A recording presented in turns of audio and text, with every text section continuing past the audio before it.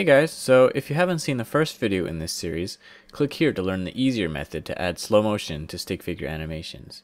That video dealt with slow motion when it is used in smaller segments. But let's say we wanted to convert the entire beginning of this animation to slow motion. We could do the same shape tween method by adding several frames in between each keyframe for each body part and then shape tweening every layer, but in my experience it gets very complicated very fast. A more reliable method is to create symbols for every body part and classic tween them into each of the main poses. So first, let's space out the frames that we want to turn slow motion.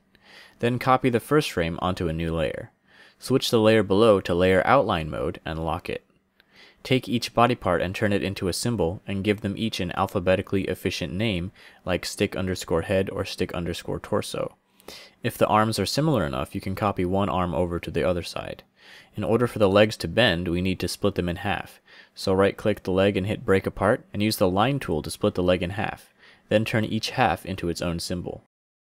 Inside the symbol you can click and drag to add some overlap. You can also copy these leg pieces to the other leg if it is similar enough. Now set the anchor points by double clicking each body part and dragging it so that the anchor point is where you want it. It's best to put the anchor points where they intersect the other parts, like the shoulders and the knees. You'll have to readjust the position after editing each part. The upper leg should also have its anchor point at the knee, not the bottom of the torso, because this will prevent the knee from getting dislocated in my experience. Now we want to select all the body parts, right click, and hit distribute to layers. Now comes the fun part, posing the character. Create a new keyframe for all the body parts above the next keyframe in our animation. Change the layer outline color of the bottom layer to black so we can see it more clearly. Then move each of the body parts to match that pose. A good method is to drag the body part based on where the anchor point goes, and rotating and scaling the rest into place. It doesn't have to be perfect, it just has to make sense. Sometimes the body part has to be warped a little bit. Do the same for the rest of the poses in the animation.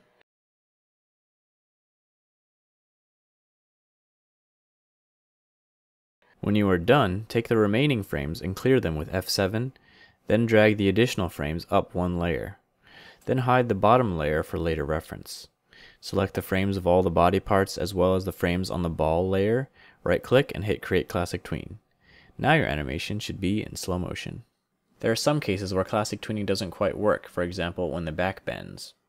Normally when working with symbols you can make it pop from one orientation to another without it seeming weird, but when it's in slow motion it's very noticeable.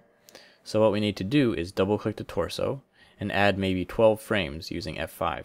Create a new blank keyframe with F7 and draw the same torso, but bent the other way. Then add a shape tween. This will be the full range of your torso's bending. Exit the symbol and now you'll see that the torso is constantly bending, so we need to set its playback to single frame by selecting all the frames that are classic tweened on that layer, going to Properties, hitting Sync, clicking the symbol, then going to the bottom and selecting single frame. Then select the frames again and turn off Sync. Now go to the frame where it should bend, and change the frame number by hovering over it and using your scroll wheel until the back matches up. Do this for any other poses. Now when we play it, it still jumps because it's set to only display a single frame. So to make it smooth, we can select the first keyframe and set it to play once. Now it is smooth.